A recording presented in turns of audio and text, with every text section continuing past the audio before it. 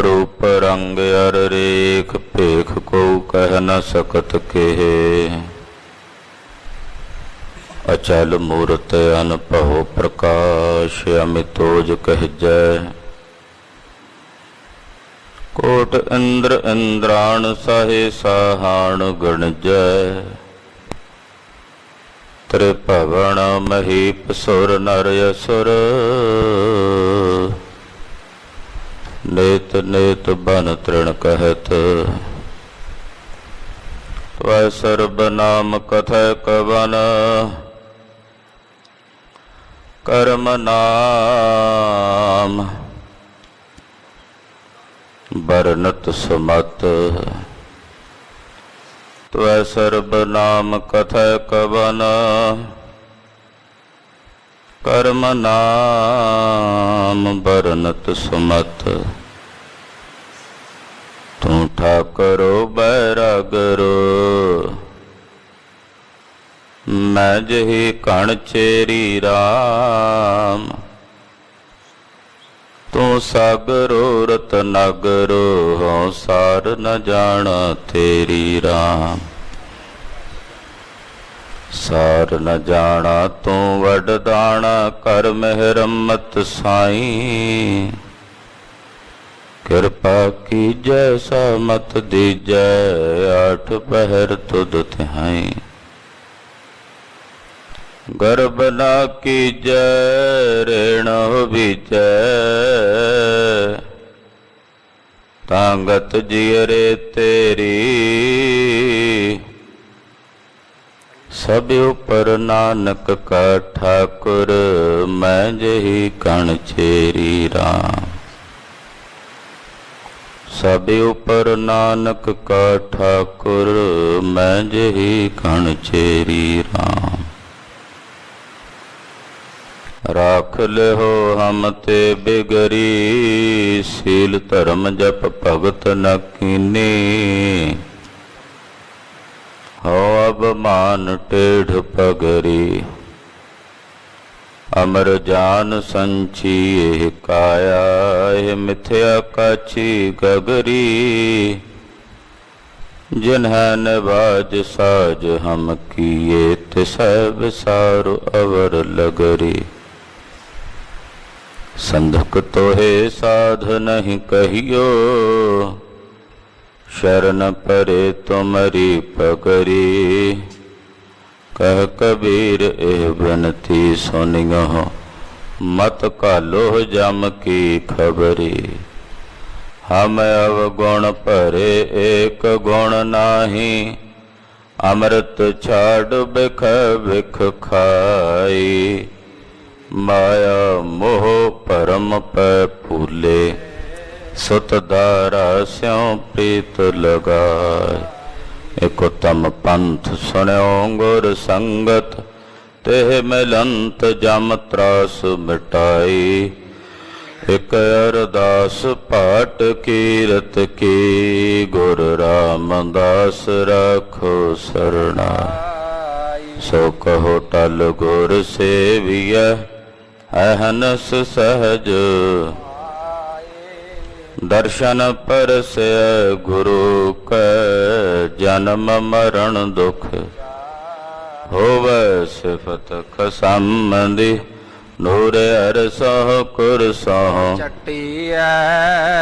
तुद डिठे सच्चे पातशाह मल जन्म जन्म दी कट्टी सज्जन सच्चा पातशाह सिर सहांदै।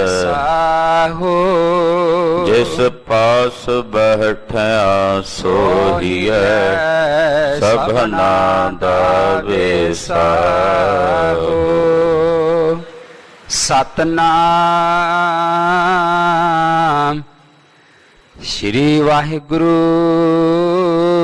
साहिब जी। एक ओंकार सतगुर प्रसाद। राग राम कली महला नावा ते पदे रे मन ओट लेहो हर नामा जाकै सिमरन दुर मत नासै पावह पद निर्वाणा रे मन ओट लेहो हर नामा जाकै सिमरन दुर मत नासै पावह पद निर्वाणा रहाओ बड़ भागी तेह जन को जानो जो हर के गुण गावे जन्म जन्म के पाप खोए कै पुन बैकुंठ सिधावै अजमल को अंत काल मह नारायण सुध आई यहाँ गत को जोगी सुर बांछत सो गत छिन मह पाई नाहन गुण नाहन कछ विद्या धर्म कौन गाझ कीना नानक विरद राम का देखो अपै दान तेह दीना नाहन गुण नाहन कछ विद्या धर्म कौन गाझ कीना नानक बिरद राम का देखो अब दान तेह दीना। वाहिगुरु जी का खालसा वाहिगुरु जी की फतेह। परम सम्मान योग सत्कार योग गुरु की साजी और नवाजी हुई गुरु का खास रूप गुरु खालसा साध संगत जियो साहिब नौवें पातशाह तिलक जंजू दे राखे धन गुरु तेग बहादुर साहिब जी महाराज जी दे पावन पवित्र चरण छो प्राप्त इतिहासक स्थान गुरुद्वारा श्री दुख निवारण साहिब जी दे पवित्र दरबार अंदर जगत गुरु श्री गुरु ग्रंथ साहिब जी महाराज जी दी पाक पवित्र हजूरी च हाजरियां भर के आप जी अपने जीवन दियां घड़ियां गुरु पातशाह दे लेखे ला के सफल और सकारथा कर रहे हो। आसा जी दी वार दे कीर्तन दी समाप्ति तो उपरंत साहिब जी वल्लों बख्शिश कीते गए पावन श्री मुखवाक भाई साहब जी दी रसना तो आप समूह माई भाई ने सरवण कीते हैं। गुरबाणी दी विचार करने वास्ते गुरु चरना विच आपां सारे इस वक्त एकत्र हो के बैठे हैं। विचार और कर्म दोनों का संबंध है। कली विचार करी चलो जो विचारिया है उहदे मुताबिक कर्म ना करो तो फिर वो विचार फोकी है। विचार ते कर्म दोनों का संबंध है। कला कीता कर्म भी योग नहीं जे विचार नहीं करते ਇਸ ਤਰ੍ਹਾਂ ਕਹਿ ਸਕਦੇ ਹਾਂ ਵਿਚਾਰ ਔਰ ਕਰਮ, ਜਾਂ ਜਿਸ ਨੂੰ ਆਪਾਂ ਕਰਨੀ ਕਹਿੰਦੇ ਹਾਂ, ਵਿਚਾਰ ਔਰ ਕਰਨੀ, ਇਹ ਦੋਵੇਂ ਇੱਕ ਦੂਜੇ ਦੇ ਪੂਰਕ ਹਨ। ਵਿਚਾਰ ਕਰਨੀ ਤੇ ਫਿਰ ਉਸ ਵਿਚਾਰ ਦੇ ਮੁਤਾਬਕ ਕਰਮ ਕਰਨੇ, ਜਿਹਨੂੰ ਆਪਾਂ ਕਰਨੀ ਕਹਿੰਦੇ ਹਾਂ, ਜਿਹਨੂੰ ਆਪਾਂ ਪ੍ਰੈਕਟੀਕਲੀ ਜੀਵਨ ਕਹਿੰਦੇ ਹਾਂ। ਇਹਨਾਂ ਦੋਨਾਂ ਦਾ ਸੰਬੰਧ ਹੈ। ਪੁਰਾਣਕ ਕਥਾ ਹੈ, ਪੁਰਾਣਾਂ ਵਿੱਚ ਜ਼ਿਕਰ ਆਉਂਦਾ ਹੈ ਕਿ ਰਾਹੂ ਤੇ ਕੇਤੂ ਇਹ ਦੋਵੇਂ ਇੱਕੋ ਸਰੀਰ ਕਰਕੇ ਸੀ, ਪਰ ਕਿਸੇ ਕਾਰਨ ਵਸ ਰਾਹੂ ਤੇ ਕੇਤੂ ਦਾ ਸਰੀਰ ਵੱਖੋ ਵੱਖਰਾ ਹੋ ਗਿਆ। ਜਿਹੜਾ ਸਿਰ ਸੀ ਉਹ ਰਾਹੂ ਹੋ ਗਿਆ, ਜਿਹੜਾ ਧੜ ਸੀ ਉਹ ਕੇਤੂ ਹੋ ਗਿਆ। ਇਹ ਪੁਰਾਣਕ ਕਥਾ ਹੈ। ਹੁਣ ਕੱਲਾ ਧੜ ਉਹ ਵੀ ਯੋਗ ਨਹੀਂ, ਕੱਲਾ ਸਿਰ ਉਹ ਵੀ ਯੋਗ ਨਹੀਂ। ਜਿੱਥੇ ਕੱਲੇ ਸਿਰ ਦੀ ਗੱਲ ਕਰੀਏ ਤੇ ਰਾਵਣ ਦੇ 10 ਸਿਰ ਸੀ, ਪਰ ਉਹਦੇ ਨਾਲ ਧੜ ਨਹੀਂ ਸੀ, ਕਰਨੀ ਨਹੀਂ ਸੀ। 10 ਸਿਰਾਂ ਜਿੰਨਾ ਦਿਮਾਗ ਸੀ, ਵਿਚਾਰ ਤਾਂ ਬੜੀ ਕਰ ਲੈਂਦਾ ਸੀ, ਪਰ ਕਰਨੀ ਨਹੀਂ ਸੀ। ਤੋ ਕਰਨੀ ਤੋਂ ਬਿਨਾਂ ਵਿਚਾਰ ਦਾ ਕੋਈ ਮਤਲਬ ਨਹੀਂ ਰਹਿ ਜਾਂਦਾ।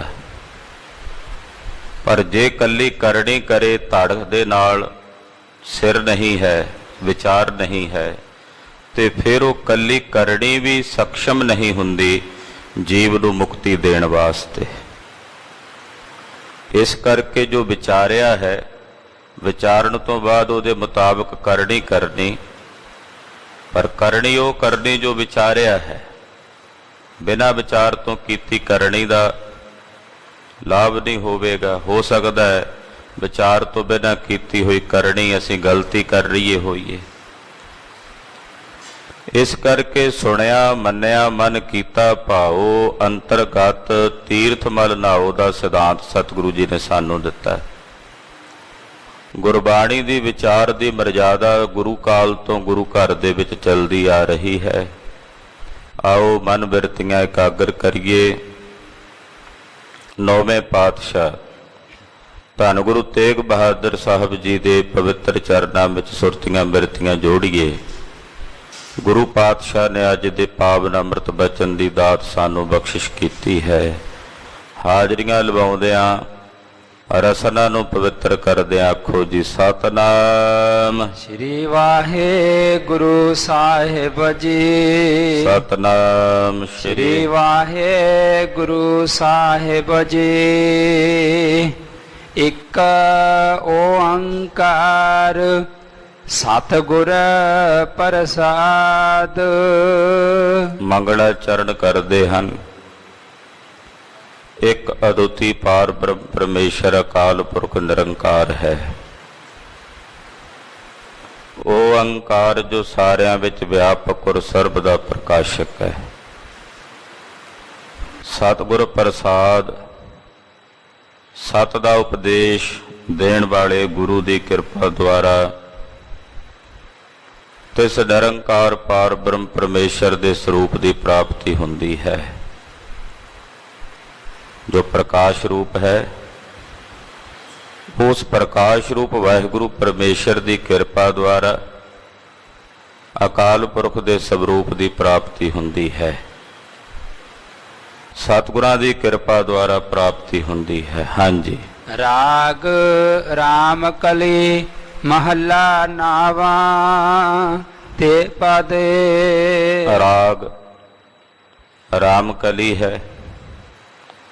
ਰਾਮ ਕਲੀ ਰਾਗ ਵਿੱਚ ਨੌਵੇਂ ਪਾਤਸ਼ਾਹ ਧੰਨ ਗੁਰੂ ਤੇਗ ਬਹਾਦਰ ਸਾਹਿਬ ਜੀ ਮਹਾਰਾਜ ਇਹ ਪਾਵਨ ਪਵਿੱਤਰ ਸ਼ਬਦ ਆਪਣੇ ਮੁਖਾਰਬਿੰਦ ਚੋਂ ਉਚਾਰਨ ਕਰ ਰਹੇ ਨੇ। 3 ਪਦਿਆਂ ਵਾਲਾ ਇਹ ਪਵਿੱਤਰ ਸ਼ਬਦ ਹੈ। ਰੇ ਮਨ ਓਟ ਲਿਹੋ ਹਰ ਨਾਮਾ। ਇਹ ਮੇਰਿਆ ਮਨਾ, ਰੇ ਮਨ, ਆਪਣੇ ਨਿਜ ਮਨ ਨੂੰ ਸੰਬੋਧਨ ਕਰਦਿਆਂ ਕਹਿ ਰਹੇ ਨੇ, ਰੇ ਮਨ, ਮੇਰੇ ਮਨ, ਜਿਹੜਾ ਸਾਡਾ ਮਨ ਹੈ ਇਹ ਸੂਖਸ਼ਮ ਹੈ। ਮਨ ਦੀ ਉਤਪਤੀ ਦੋ ਤੱਤਾਂ ਤੋਂ ਹੋਈ ਹੈ, ਇਹ ਪੰਜਾਂ ਤੱਤਾਂ ਦਾ ਨਹੀਂ ਹੈ। ਮਨ ਦੀ ਉਤਪਤੀ ਕੇਵਲ ਦੋ ਤੱਤਾਂ ਤੋਂ ਹੈ। ਇਸ ਕਰਕੇ ਸਰੀਰ ਦਾ ਕੋਈ ਅੰਗ ਨਹੀਂ ਹੈ। ਜਿਹੜੇ ਸਰੀਰ ਦੇ ਅੰਗ ਨੇ ਉਹ ਪੰਜਾਂ ਤੱਤਾਂ ਤੋਂ ਬਣੇ ਹੈ। ਅਸੀਂ ਦਿਲ ਨੂੰ ਮਨ ਕਹਿੰਦੇ ਹਾਂ, ਦਿਲ ਮਨ ਨਹੀਂ ਹੈ। ਉਹ ਤਾਂ ਕੇਵਲ ਇੱਕ ਸਰੀਰ ਦਾ ਪਾਰਟ ਹੈ ਜਿਹੜਾ ਸਰੀਰ ਦੇ ਖੂਨ ਦੇ ਸਰਕਲ ਨੂੰ ਸਹੀ ਕਰਕੇ ਰੱਖਦਾ ਹੈ। ਮਨ ਕੁਝ ਹੋਰ ਹੈ। ਦਿਮਾਗ ਵੀ ਮਨ ਨਹੀਂ ਹੈ। ਦਿਮਾਗ ਵੀ ਕੇਵਲ ਤਾਂ ਕੇਵਲ ਸਰੀਰ ਦਾ ਇੱਕ ਪਾਰਟ ਹੈ ਜਿਹਦੇ ਵਿੱਚੋਂ ਸਾਰੇ ਸਰੀਰ ਦਾ ਨਰਵਸ ਸਿਸਟਮ ਚੱਲ ਰਿਹਾ ਹੈ। ਮਨ ਕੇਵਲ ਦੋ ਤੱਤਾਂ ਤੋਂ ਬਣਿਆ, ਇਸ ਕਰਕੇ ਇਹਦਾ ਸਰੂਪ ਨਹੀਂ ਹੈ। ਇਹ ਸਰੀਰ ਦੇ ਕਿਸੇ ਹਿੱਸੇ ਵਿੱਚ ਅੰਗ ਬਣ ਕੇ ਨਹੀਂ ਵਸਦਾ। ਜਿਹੜੇ ਦੋ ਤੱਤਾਂ ਤੋਂ ਮਨ ਬਣਿਆ, ਇੱਕ ਹੈ ਪਵਨ, दूसरी है अग्नि। अग्नि और पवन की सतोगुण अंश तो, सतोगुणी अंश तो मन की उत्पत्ति हुई है। अग्नि बलदी है, वो उपर नूं उठदी है ते चंचलता हवा उस अग्नि नूं होर ज़्यादा चंचल कर दिंदी है, उहनूं होर प्रचंड कर दिंदी है। इस करके ये मन का सुभाव है चंचल। एक जगह ते ना टिकना, एकाग्र ना होना, सज्जे खब्बे भजदे रहना। ये मन का सुभाव उहदे मुढ़ली तत्तां तो है जिस तो पैदा होया। उहदे तत्त ही ऐसे ने जिहड़े चंचल ने। हुण इस चंचल मन नूं काबू विच लियाउणा है, इहनूं वस विच करना है। उहदे लई है मन की साधना, मन नूं एकाग्र करन दी साधना करनी। हे मेरिया मना, अपने निज मन नूं संबोधन करदिआं कह रहे ने, हे मेरे मन, हरि अकाल पुरख परमेश्वर दे नाम दी ओट लै, आसरा लै। जे तू टिकना चाहुंदा, क्योंकि टिकदा नहीं है, एकाग्र नहीं हुंदा। हे मेरिया मना, जे तू टिकना चाहुंदा, एकाग्र होना चाहुंदा, ਤਾਂ हरि अकाल पुरख परमेश्वर दे नाम दी ओट लै, परमेश्वर दे नाम दा आसरा लै। बिना हरि नाम दे आसरे तो तू टिक नहीं सकेगा। बिना हरि दे नाम दे आसरे तो तू एकाग्र नहीं हो सकेगा। ओट तां लैनी पवेगी ना, जीवन है, इस नूं जीवना है ते जीवन वास्ते हर एक नूं कोई ना कोई आसरा ग्रहण करना पैंदा। हर एक प्राणी ने कोई ना कोई अपने जीवन का आसरा निर्धारित किया हुंदा और उहदे आश्रित होकर अपना जीवन जीवदा। कोई अपने बच्चों का आसरा रखी बैठा है, कोई धन का, कोई तन का, कोई संसार के पदार्थों का। हर एक मनुख ने कोई ना कोई आसरा अपने हिरदे च ग्रहण किया होया। पर असल में अगर कोई आसरा है तो वह परमेश्वर दे हरि नाम का आसरा है, जिहड़ा इस लोक विच भी नाल निभदा ते परलोक विच भी नाल निभदा। दुनिया दे जिन्हां आसरियां नूं मनुख ओट बना के धारण करी बैठा है, असल विच वो आसरे नश्वर ने, नाशवान ने, बिनस जाण वाले ने। तो हे मेरिया मना, जिहड़ी सदैवी ओट है, सदा रहण वाली, वो हरि अकाल पुरख परमेश्वर दे नाम दी ओट है। इस करके अपने मन नूं संबोधन करदिआं कहंदे, हे मेरिया मना, हरि अकाल पुरख वाहिगुरु परमेश्वर दे नाम दी ओट लैना कर। जाकै सिमरन दुर्मत नासै, पावै पद निर्वाणा। जिस दा सिमरन कीतिआं खोटी मत बिनस जाती है। जाकै सिमरन दुरमत नसै, जिस दा सिमरन कीतिआं दुरमत खोटी मत बिनस जाती है। ਪਾਵਹਿ ਪਦ ਨਿਰਬਾਨਾ। ਤੈਨੂੰ ਨਿਰਵਾਣ ਪਦਵੀ ਦੀ ਪ੍ਰਾਪਤੀ ਹੋਵੇਗੀ ਜਿਸ ਦਾ ਸਿਮਰਨ ਕੀਤਿਆਂ। ਨਿਰਵਾਣ ਪਦਵੀ, ਇਹ ਨਿਰਵਾਣ ਪਦਵੀ ਕਿਹੜੀ ਹੈ? ਜਿੱਥੇ ਜਾ ਕੇ ਕੋਈ ਕਾਮਨਾ ਕੋਈ ਚਾਹਨਾ ਨਾ ਰਹੇ, ਉਹਨੂੰ ਕਹਿੰਦੇ ਨੇ ਨਿਰਵਾਣ ਪਦਵੀ। ਸਤਿਕਾਰਯੋਗ ਮਾਈ ਭਾਗੋ ਜੀ ਉਸ ਨਿਰਵਾਣ ਪਦਵੀ ਨੂੰ ਪ੍ਰਾਪਤ ਹੋਏ,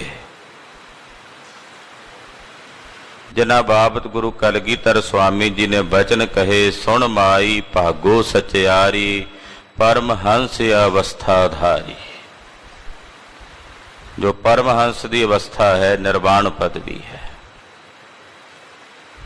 ਗੁਰੂ ਅਮਰਦਾਸ ਸਾਹਿਬ ਜੀ ਦੇ ਇੱਕ ਬੜੇ ਹੀ ਅਨੰਨ ਸੇਵਕ ਹੋਏ ਨੇ ਭਾਈ ਪਾਰੋ ਜੀ ਜੁਲਕਾ, ਡੱਲੇ ਪਿੰਡ ਦੇ ਰਹਿਣ ਵਾਲੇ ਸੀ। ਭਾਈ ਸਾਹਿਬ ਭਾਈ ਗੁਰਦਾਸ ਜੀ ਨੇ ਸਿੱਖਾਂ ਦੀ ਵਾਰ ਲਿਖੀ ਹੈ, ਉਸ ਵਾਰ ਵਿੱਚ ਭਾਈ ਪਾਰੋ ਨੂੰ ਪਰਮਹੰਸ ਲਿਖਿਆ। ਭਾਈ ਪਾਰੋ ਪਰਮਹੰਸ, ਜੋ ਪਰਮਹੰਸ ਦੀ ਅਵਸਥਾ ਉਹਨੂੰ ਕਹਿੰਦੇ ਨੇ ਨਿਰਵਾਣ ਪਦਵੀ। ਨਿਰਵਾਣ ਪਦਵੀ ਉਹ ਪਦਵੀ ਹੈ ਜਿੱਥੇ ਜਾ ਕੇ ਕੋਈ ਖਵਾਹਿਸ਼ ਕੋਈ ਚਾਹਨਾ ਕੋਈ ਆਦਤ ਨਹੀਂ ਰਹਿ ਜਾਂਦੀ, ਉਹਨੂੰ ਕਹਿੰਦੇ ਨੇ ਨਿਰਵਾਣ। ਵੈਸੇ ਬਾਣ ਦਾ ਮਤਲਬ ਹੁੰਦਾ ਆਦਤ। ਹਰ ਇੱਕ ਬੰਦੇ ਨੂੰ ਕੋਈ ਨਾ ਕੋਈ ਆਦਤ ਹੁੰਦੀ ਹੈ। ਕਿਸੇ ਨੂੰ ਬਹੁਤਾ ਬੋਲਣ ਦੀ ਆਦਤ ਹੈ, ਕਿਸੇ ਨੂੰ ਬਹੁਤ ਖਾਣ ਦੀ ਆਦਤ ਹੈ, ਕਿਸੇ ਨੂੰ ਬਹੁਤੀ ਸੌਣ ਦੀ ਆਦਤ ਹੈ, ਕਿਸੇ ਨੂੰ ਬਾਰ-ਬਾਰ ਚਾਹ ਪੀਣ ਦੀ ਹੀ ਆਦਤ ਬਣੀ ਹੋਈ। ਆਦਤ ਹਰ ਇੱਕ ਮਨੁੱਖ ਨੂੰ ਕਿਸੇ ਨਾ ਕਿਸੇ ਪ੍ਰਕਾਰ ਦੀ ਹੈ।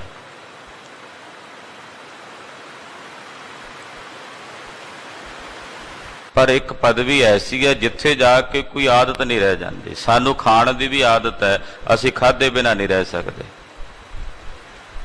ਭੋਜਨ ਸਾਨੂੰ ਸਵੇਰੇ ਖਾਧਾ ਹੋਵੇ ਦੁਪਹਿਰੀ ਫਿਰ ਚਾਹੀਦਾ, ਦੁਪਹਿਰੀ ਖਾਧਾ ਹੋਵੇ ਰਾਤ ਨੂੰ ਫਿਰ ਚਾਹੀਦਾ। ਇਹ ਸਾਡੀ ਆਦਤ ਹੈ, ਮਜਬੂਰੀ ਹੈ। ਨਿਰਵਾਣ ਪਦਵੀ ਵਿੱਚ ਇਹ ਆਦਤ ਵੀ ਨਹੀਂ ਰਹਿ ਜਾਂਦੀ ਕਿ ਭੋਜਨ ਦੀ ਕਾਂਖਾ ਹੋਵੇ। ਪਾਣੀ ਪੀਣਾ ਸਾਡੇ ਸਰੀਰ ਦੀ ਆਦਤ ਹੈ, ਨਿਰਵਾਣ ਪਦਵੀ ਵਿੱਚ ਇਹ ਆਦਤ ਵੀ ਨਹੀਂ ਰਹਿ ਜਾਂਦੀ। ਸੁੱਤੇ ਸਿੱਧ ਮਿਲ ਜਾਏ, ਛਕ ਲਿਆ, ਨਹੀਂ ਮਿਲਿਆ ਤਾਂ ਵੀ ਆਨੰਦ। ਨੀਂਦ ਲੈਣੀ ਸਾਡੀ ਆਦਤ ਹੈ, ਨਹੀਂ ਰਹਿ ਸਕਦੇ। ਸਰੀਰ ਚੱਲੇਗਾ, ਨਿੰਦਰਾ ਦੇ ਆਸ਼ਰਿਤ ਚੱਲੇਗਾ।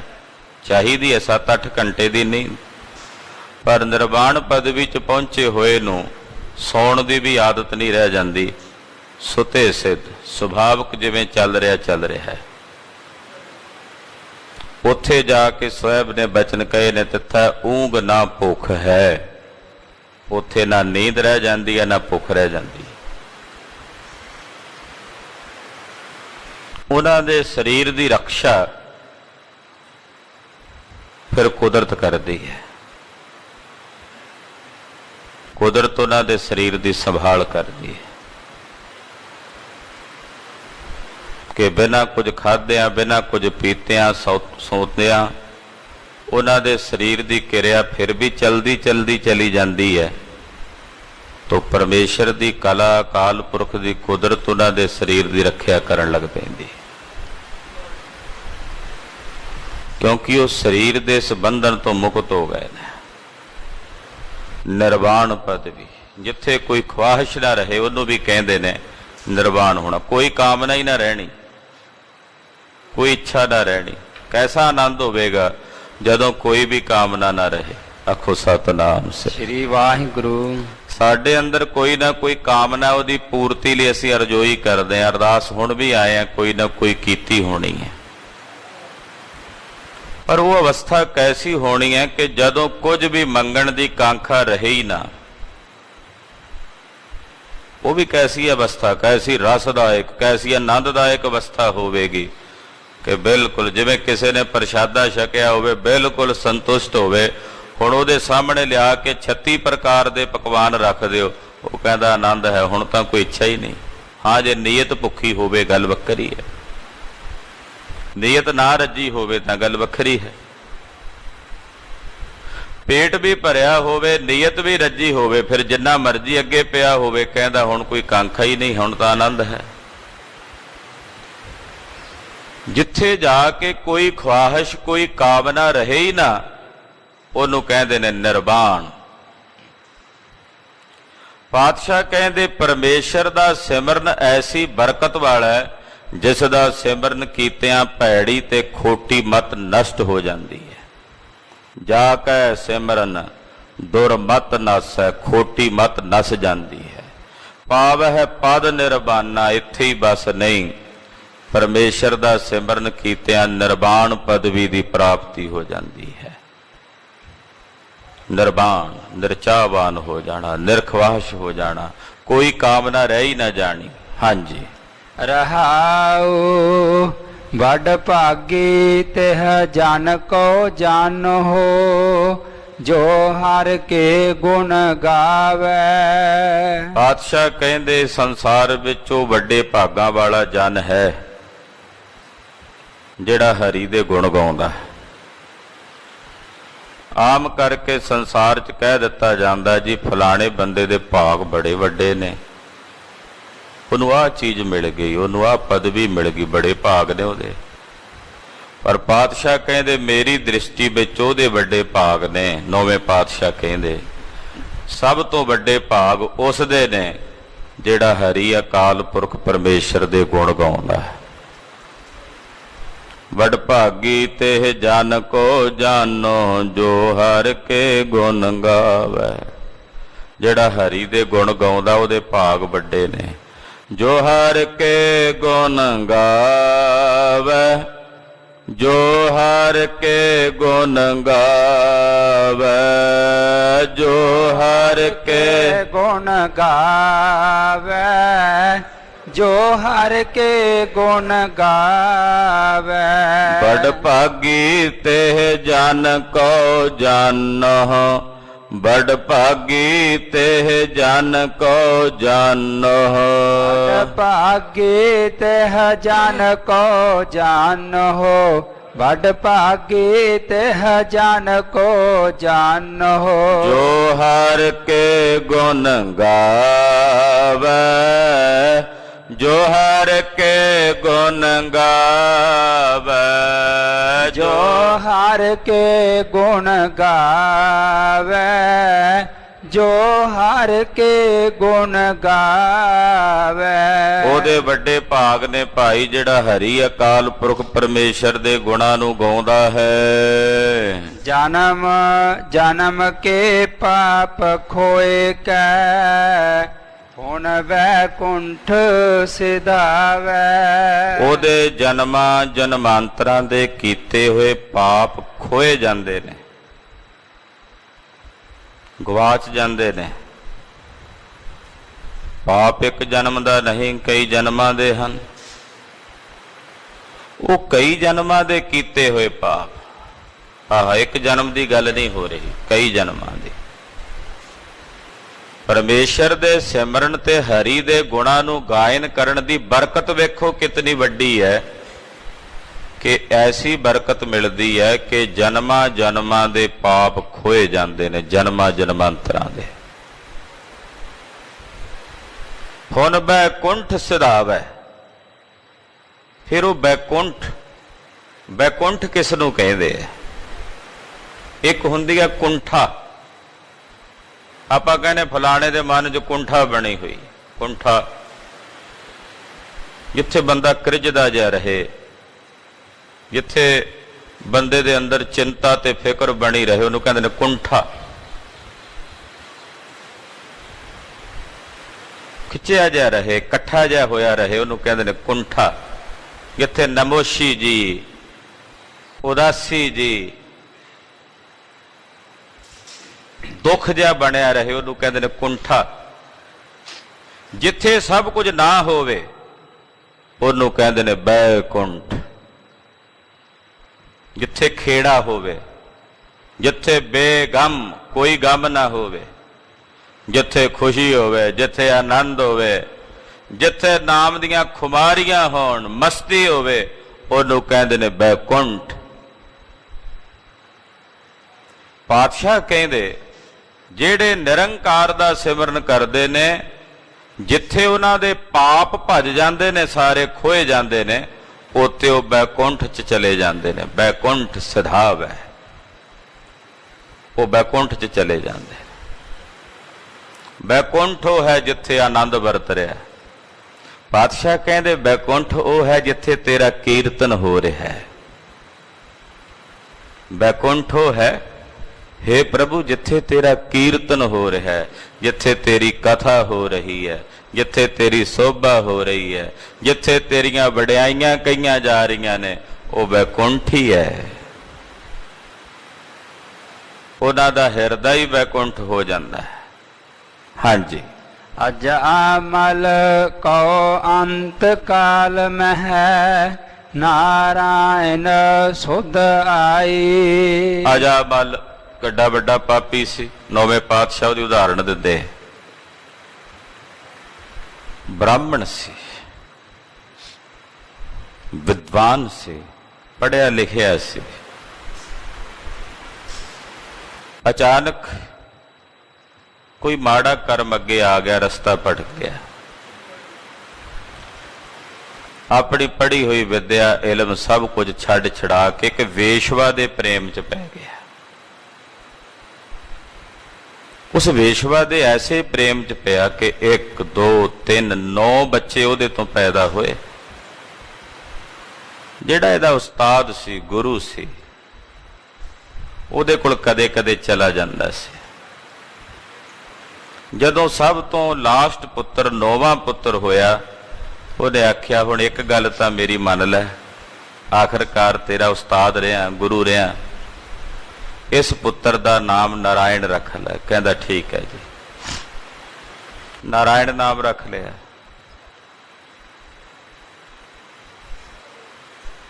ਅੰਤ ਤਾਂ ਸਾਰਿਆਂ ਦੇ ਸਰੀਰਾਂ ਦਾ ਹੋਣਾ ਹੈ, ਇਹਦੇ ਸਰੀਰ ਦਾ ਵੀ ਅੰਤਮ ਸਮਾਂ ਆ ਗਿਆ। ਸੁਭਾਵਕ ਸੀ, ਸਭ ਤੋਂ ਛੋਟਾ ਪੁੱਤਰ ਸੀ, ਪਿਆਰਾ ਹੋ ਗਿਆ, ਲਾਡਲਾ ਹੋ ਗਿਆ। ਪ੍ਰਾਣ ਜਾ ਰਹੇ ਸੀ।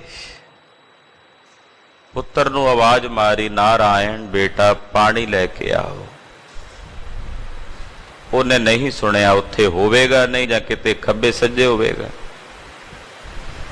ਆਵਾਜ਼ ਮਾਰੀ, ਨਾਰਾਇਣ ਬੇਟਾ ਪਾਣੀ ਲੈ ਕੇ ਆਓ। ਨਹੀਂ ਆਇਆ। 3 ਵਾਰ 4 ਵਾਰ 5 ਵਾਰ ਕਿਹਾ। ਜਦੋਂ ਨਾਰਾਇਣ ਨਾਰਾਇਣ ਨਾਰਾਇਣ ਕਰਦਿਆਂ ਫਿਰ ਸੋਚਿਆ, ਮਨਾ ਇਸ ਨਾਰਾਇਣ ਨੇ ਤਾਂ ਇੱਥੇ ਹੀ ਰਹਿ ਜਾਣਾ, ਮੌਤ ਆ ਰਹੀ ਹੈ। ਹੁਣ ਤਾਂ ਉਹੀ ਨਾਰਾਇਣ ਹੈ ਜਿਹਨੇ ਇੱਥੋਂ ਅੱਗੇ ਵੀ ਨਾਲ ਨਿਭਣਾ। ਬਸ ਪੁੱਤਰ ਨਾਰਾਇਣ ਦਾ ਚਿੰਤਨ ਛੱਡ ਕੇ ਰੱਬ ਨਾਰਾਇਣ ਦਾ ਚਿੰਤਨ ਕਰਨ ਲੱਗ ਪਿਆ। ਜੇ ਕੱਲਾ ਪੁੱਤਰ ਦਾ ਹੀ ਚਿੰਤਨ ਕਰਦਾ, ਪੁੱਤਰ ਨਾਰਾਇਣ ਕਹਿ ਕੇ ਉਹਨੂੰ ਹੀ ਆਵਾਜ਼ਾਂ ਮਾਰਦਾ, ਫਿਰ ਮੁਕਤ ਨਾ ਹੁੰਦਾ, ਫਿਰ ਤਾਂ ਸੂਰ ਦੀ ਜੋਨੀ 'ਚ ਪੈਂਦਾ। ਕਿਉਂਕਿ ਅੰਤ ਕਾਲ ਜਿਹੜਾ ਲੜਕਿਆਂ ਨੂੰ ਸਿਮਰਦਾ, ਉਹ ਸੂਕਰ ਦੀ ਜੋਨ 'ਚ ਪੈਂਦਾ। ਪਰ ਇੱਥੇ ਪੁੱਤਰ ਦਾ ਭਾਵ ਖਤਮ ਹੋ ਗਿਆ। ਉਹ ਨਾਰਾਇਣ ਚੇਤੇ ਆਇਆ ਜਿਹੜਾ ਸਾਰਿਆਂ ਵਿੱਚ ਵਰਤਦਾ, ਸਭ ਵਿੱਚ ਰਹਿੰਦਾ। ਉਸ ਨਾਰਾਇਣ ਨੂੰ ਨਾਰਾਇਣ ਨਾਰਾਇਣ ਨਾਰਾਇਣ ਕਰਦਿਆਂ ਇਹਦੇ ਪ੍ਰਾਣ ਛੁੱਟ ਗਏ। ਜਦੋਂ ਪ੍ਰਾਣ ਛੁੱਟੇ ਤੇ ਹੁਣ ਅੰਤ ਕਾਲ ਨਾਰਾਇਣ ਸਿਮਰੈ, ਸੀ ਚਿੰਤਾ ਮੈਂ ਜੇ ਮਰੈ, ਬਦਤ ਤਰਲੋਚਨ ਤੇ ਨਰ ਮੁਕਤਾ, ਪੀਤੰਬਰ ਵਾਕੇ ਹਿਰਦੈ ਵਸੈ। ਉਹ ਮੁਕਤ ਹੋ ਗਿਆ, ਕਿਉਂਕਿ ਉਸ ਨਾਰਾਇਣ ਨੂੰ ਚੇਤੇ ਕਰ ਰਿਹਾ ਜੋ ਰੱਬ ਹੈ। ਨੌਵੇਂ ਗੁਰਦੇਵ ਜਗਤ ਗੁਰੂ ਸ੍ਰੀ ਗੁਰੂ ਤੇਗ ਬਹਾਦਰ ਸਾਹਿਬ ਉਹਦਾ ਪ੍ਰਮਾਣ ਦੇ ਕੇ, ਉਹਦੀ ਉਦਾਹਰਣ ਦੇ ਕੇ ਸਾਨੂੰ ਸਮਝਾ ਰਹੇ ਨੇ। ਅਜਾਮਲ ਕੋ ਅੰਤ ਕਾਲ ਮਹਿ ਨਾਰਾਇਣ ਸੁਧ ਆਈ। ਅਜਾਮਲ ਨੂੰ ਅੰਤ ਵੇਲੇ ਸਾਰੀ ਜ਼ਿੰਦਗੀ ਉਹਦੀ ਲੰਘ ਗਈ ਸੀ, ਅਖੀਰ ਨੂੰ ਉਹਨੂੰ ਚੇਤਾ ਆ ਗਿਆ ਪਰਮੇਸ਼ਰ ਅਕਾਲ ਪੁਰਖ।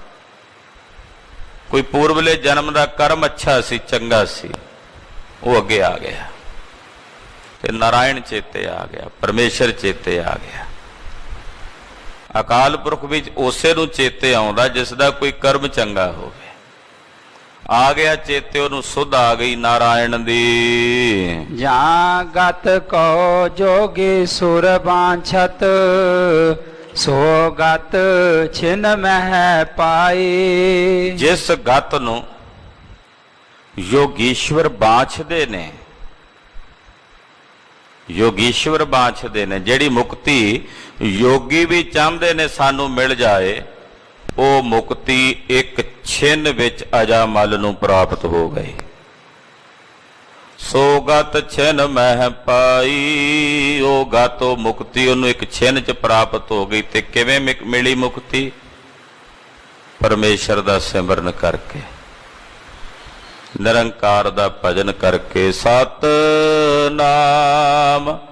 ਵਾਹਿਗੁਰੂ, ਸਤਿਨਾਮ ਵਾਹਿਗੁਰੂ, ਸਤਿਨਾਮ ਵਾਹਿਗੁਰੂ, ਸਤਿਨਾਮ ਵਾਹਿਗੁਰੂ, ਸਤਿਨਾਮ ਵਾਹਿਗੁਰੂ, ਸਤਿਨਾਮ ਵਾਹਿਗੁਰੂ, ਸਤਿਨਾਮ ਵਾਹਿਗੁਰੂ, ਸਤਿਨਾਮ ਵਾਹਿਗੁਰੂ, ਸਤਿਨਾਮ ਵਾਹਿਗੁਰੂ, ਸਤਿਨਾਮ ਵਾਹਿਗੁਰੂ, ਸਤਿਨਾਮ ਵਾਹਿਗੁਰੂ,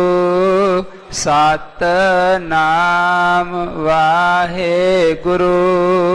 ਨਾਰਾਇਣ ਦੀ ਸੁਧ ਆ ਗਈ ਤੇ ਜਿਸ ਮੁਕਤੀ ਨੂੰ ਯੋਗੀਸ਼ਵਰ ਵੀ ਬਾਛਦੇ ਸਨ, ਉਹ ਮੋਕਸ਼, ਉਹ ਮੁਕਤੀ ਇੱਕ ਅੱਖ ਦੇ ਫੋਰ ਵਿੱਚ ਛਿਨ ਮਾਤਰ ਦੇ ਸਮੇਂ ਚ ਅਜਾਮਲ ਨੂੰ ਪ੍ਰਾਪਤ ਹੋ ਗਈ। ਨਾਹਨ ਗੁਣ ਨਾਹਨ ਕਛ ਵਿਦਿਆ, ਧਰਮ ਕੌਣ ਗਜ ਕੀਨਾ। ਕਹਿੰਦੇ ਉਹ ਹਾਥੀ, ਉਹਦੇ ਚ ਨਾ ਕੋਈ ਗੁਣ ਸੀ, ਨਾ ਕੋਈ ਉਹਦੀ ਵਿਦਿਆ ਸੀ, ਨਾ ਕਿਹੜਾ ਧਰਮ ਕਿਹੜਾ ਕੀਤਾ ਸੀ ਉਹਨੇ। ਇਹ ਜਿਹੜਾ ਹਾਥੀ ਤੇ ਤੰਦੂਏ ਦਾ ਪ੍ਰਸੰਗ ਆਉਂਦਾ ਪੁਰਾਣਕ, ਸਵਰਗਪੁਰੀ ਚੋਂ ਹੀ ਸਰਾਪਿਆ ਹੋਇਆ ਸੀ ਉਹ ਹਾਥੀ। ਤੰਦੂਏ ਤੋਂ ਉਹਦਾ ਲੇਖਾ ਜੋਖਾ ਸੀ। ਗਰਸ ਲਿਆ, ਉਹਦੀਆਂ ਲੱਤਾਂ ਪਕੜ ਲਈਆਂ, ਪਾਣੀ ਵਿੱਚ ਰੋਕ ਲਿਆ, ਸਾਥੀ ਛੱਡ ਕੇ ਸਭ, ਮਰਨ ਲੱਗਾ ਭੁੱਖਾ। ਅਖੀਰ ਉਸੇ ਤਲਾਬ ਦੇ ਵਿੱਚੋਂ ਇੱਕ ਕਮਲ ਦਾ ਫੁੱਲ ਆਪਣੀ ਸੁੰਡ ਨਾਲ ਤੋੜਿਆ ਤੇ ਪਰਮੇਸ਼ਰ ਨਾਰਾਇਣ ਨੂੰ ਚੇਤੇ ਕੀਤਾ, ਰੱਖੋ ਮਹਾਰਾਜ। ਤੋ ਭਗਵਾਨ ਪ੍ਰਗਟ ਹੋਏ ਆਪਣੇ ਚੱਕਰ ਨਾਲ, ਤੰਦੂਏ ਦੀਆਂ ਤੰਦਾਂ ਕੱਟੀਆਂ ਤੇ ਹਾਥੀ ਨੂੰ ਉਸ ਗ੍ਰਹ ਤੋਂ ਛੁਡਾ ਲਿਆ। ਇਹ ਪੁਰਾਣਕ ਪ੍ਰਸੰਗ ਹੈ, ਮਹਾਰਾਜ ਜੀ ਉਹਦਾ ਇੱਥੇ ਜ਼ਿਕਰ ਕਰ ਰਹੇ ਨੇ। ਕਹਿੰਦੇ ਉਸ ਹਾਥੀ ਨੇ, ਉਹਦੇ ਚ ਕੀ ਗੁਣ ਸੀ ਹਾਥੀ ਚ? ਨਾਹਿਨ ਗੁਣ, ਨਾ ਕੋਈ ਗੁਣ ਸੀ। ਨਾਹਨ ਕਛ ਵਿਦਿਆ, ਕੋਈ ਵਿਦਿਆ ਨਹੀਂ ਸੀ। ਜ਼ਰੂਰੀ ਨਹੀਂ ਕਿ ਜਿਹੜੇ ਗੁਣੀ ਹੁੰਦੇ ਨੇ ਰੱਬ ਉਹਨਾਂ ਨੂੰ ਹੀ ਤਾਰਦਾ। ਇਹ ਵੀ ਜ਼ਰੂਰੀ ਨਹੀਂ ਜਿਹੜੇ ਵਿਦਿਆਵਾਨ ਹੁੰਦੇ ਨੇ ਪਰਮੇਸ਼ਰ ਉਹਨਾਂ ਨੂੰ ਹੀ ਤਾਰਦਾ। ਇਹ ਵੀ ਜ਼ਰੂਰੀ ਨਹੀਂ ਕਿ ਜਿਹੜੇ ਧਰਮੀ ਹੁੰਦੇ ਨੇ ਰੱਬ ਉਹਨਾਂ ਨੂੰ ਹੀ ਤਾਰਦਾ। ਕਹਿੰਦੇ ਹੁਣ ਹਾਥੀ ਕੋਲ ਕਿਹੜਾ ਧਰਮ ਸੀ? ਉਹ ਕਿਹੜੇ ਧਰਮ ਦਾ ਸੀ? ਉਹ ਕੋਈ ਸਨਾਤਨ ਧਰਮ ਦਾ ਸੀ, ਬੁੱਧ ਧਰਮ ਦਾ ਸੀ, ਜਾਂ ਉਹਦਾ ਕੋਈ ਜੈਨ ਧਰਮ ਸੀ, ਜਾਂ ਹੋਰ ਧਰਮ ਸੀ? ਕਿਹੜਾ ਧਰਮ ਸੀ ਉਹਦਾ ਭਲਾ? ਨਾ ਉਹਦੇ 'ਚ ਕੋਈ ਗੁਣ ਸੀ, ਨਾ ਉਹਨੇ ਕੋਈ, ਜਾਂ ਤਾਂ ਸੀਗਾ ਵੀ ਕਿਤੇ ਵੇਦ ਆਦਿਕ ਪੜ੍ਹੇ ਸੀ, ਬੜੀ ਵਿਦਿਆ ਜਾਣਦਾ ਸੀ, ਉਹ ਵੀ ਨਹੀਂ ਸੀ ਆਉਂਦਾ ਉਹਨੂੰ। ਹਾਂਜੀ, ਨਾਨਕ ਬਿਰਧ ਰਾਮ ਕਾ ਦੇਖੋ, ਆਪੈ ਦਾਨ ਤਿਹ ਦੀਨਾ। ਨੌਵੇਂ ਪਾਤਸ਼ਾਹ ਕਹਿੰਦੇ ਪਰਮੇਸ਼ਰ ਦਾ ਬਿਰਧ ਹੈ ਵੀ ਜਿਹੜਾ ਉਹਦੀ ਸ਼ਰਨ 'ਚ ਪੈ ਜਾਂਦਾ, ਫਿਰ ਉਹ ਇਹ ਨਹੀਂ ਵੇਖਦਾ ਇਹਦੀ ਵਿਦਿਆ ਹੈ, ਇਹਦਾ ਧਰਮ ਹੈ, ਇਹਦਾ ਗੁਣ ਹੈ। ਜਦੋਂ ਸ਼ਰਨ 'ਚ ਕੋਈ ਪੈ ਜਾਂਦਾ ਫਿਰ ਉਹ ਆਪਣੇ ਬਿਰਧ ਨੂੰ ਸੰਭਾਲਦਾ ਹੈ ਤੇ ਬਿਰਧ ਸੰਭਾਲ ਕੇ ਉਹਨੂੰ ਅਭੈ ਪਦਵੀ ਦਾ ਦਾਨ ਦੇ ਦਿੰਦਾ, ਜਿਵੇਂ ਇਸ ਹਾਥੀ ਨੂੰ ਦਿੱਤਾ ਹੈ। ਐ ਸੱਜਣਾ, ਕਦੇ ਮਾਣ ਨਾ ਕਰ ਬੈਠੀ ਮੈਂ ਵਿਦਿਆਵਾਨ ਹਾਂ, ਕਦੇ ਹੰਕਾਰ ਨਾ ਕਰ ਬੈਠੀ ਕਿ ਮੈਂ ਬੜਾ ਗੁਣੀ ਹਾਂ, ਧਰਮੀ ਹਾਂ। ਪਰਮੇਸ਼ਰ ਜਦੋਂ ਮੁਕਤ ਕਰਦਾ ਕਿਸੇ ਨੂੰ, ਉਹਨਾਂ ਨੂੰ ਜਿਹੜੇ ਉਹਦੀ ਸ਼ਰਨ 'ਚ ਪੈ ਜਾਂਦੇ ਨੇ, ਜਿਹੜੇ ਸ਼ਰਨ 'ਚ ਪੈ ਜਾਂਦੇ ਨੇ, ਫਿਰ ਉਹ ਆਪਣੇ ਬਿਰਧ ਦੀ ਪਾਲਣਾ ਕਰਦਾ ਹੈ।